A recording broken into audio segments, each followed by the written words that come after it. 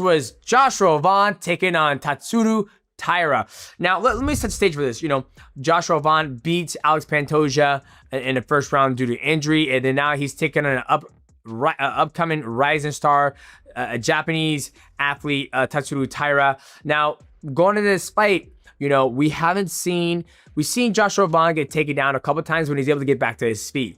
But one thing that Tatsuro Taira does very well, and I said it in the final predictions, is that when he gets people down, he's able to transition and be able to land some serious ground and pound. But he wasn't able to do it against Joshua Vaughn. And I believe the reason why is because each time he take him down, mount is probably the worst position you can get on in mixed martial arts. Meaning that in order for you to do any damage, you got to posture up and you got to throw down strikes. And one of the things that Joshua Vaughn was doing a good job is he was keeping his hands on his shoulders, and then each time he would pop the hips up, put him into butterfly guard. From butterfly guard, he would get up. And then one thing Tatsuro Taira kept doing was he kept like disengaging with Joshua Vaughn. You know, I'm working with an athlete right now, and I said the one thing that's very weak in mixed martial arts right now that you do not see is a clinch game. Nobody gets to the clinch. Nobody fires off knees and elbows from the inside. You know, you look what I did to Henry Cejudo. You look what I did to Adrian Moraes. You look what I did to Ali Bagatinov. You look what I did to John Dotson. It is a round that nobody knows how to fight in mixed martial arts. Everybody, they either fight here in boxing, or they wrestle, or it's kickboxing. Nobody's like pop, pop, pop, clinch, knee, elbow, move, pop, pop, pop, and like hit from that area. And that's the one thing that I was kind of not confused, but I was like, shaking my head. I was like, dude, you literally letting him up and you're separating from him.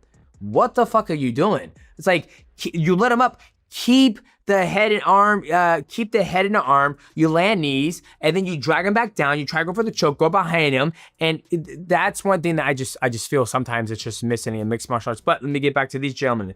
But one thing that Joshua Vaughn did a good job was he would get him to butterfly, he would get back to his feet, and each time he got back to his feet, he made it pay. He didn't open up a void like Tatsuro Taira did.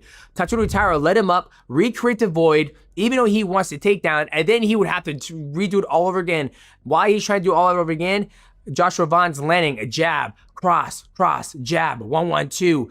Beautiful work from Joshua Vaughn. I think he probably has the best hands in the flyweight division when it comes to straight boxing, right? Like his boxing is so good that, you know, he doesn't need to throw his kicks. He doesn't need to throw knees. He doesn't need to throw elbows. He doesn't need to shoot. He's, you know, pretty much one-dimensional about how he goes about his fight. But the combination 1-1-2 and then switching to the cross and then a body, and then he almost finished Tatsuro Taira. And I was screaming, I was like, go for the choke, because if he submits somebody that's a grappler, that just takes his stock so much higher in just the world of his roundness as a mixed martial artist, right?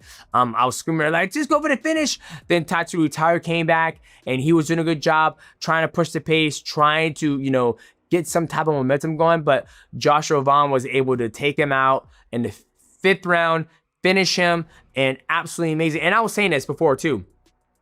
This is the perfect fight to prepare him for Alex Pantoja.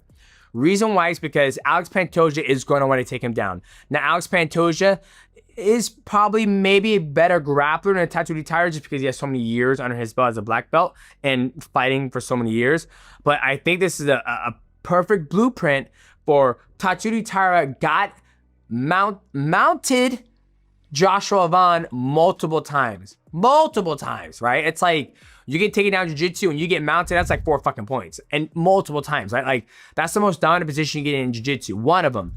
Tatsuro Taira mounted him 4 times. Now, if Pantoja is able to mount Joshua Vaughn, what does that look like, right? It wasn't like Tatsuro Taira, the takedowns, pass and guard immediately, but he wasn't able to do something. So if I am Alex Pantoja, I'm looking at that fight and be like, okay, when I take down Joshua Vaughn, we're not going to go mount. If we go mount, when he pops his hips, we're going to go to knee ride. When we go to knee ride, he's going to wrestle up. When he goes wrestling up, we got to look for a Darce or an anaconda choke because he's going to wrestle up, right? Those are the things that I would take away from that fight against Tatsuro Taira versus Joshua Vaughn. Now, at the end of the day, congrats to Joshua Vaughn. He looked absolutely amazing. Beautiful work, beautiful combination from the hands. I love his style. I'm starting to come to this point now where I can't expect everybody to be pop, high kick, fighting the clinch, blast a double leg, do a fireman carry. I can't expect anybody to do. I can't expect everybody to do that. But he did a very good job. Like I said, if he was able to stop Tatsuro Taira's takedown and not allow him to get any momentum whatsoever, he was going to beat Tatsuru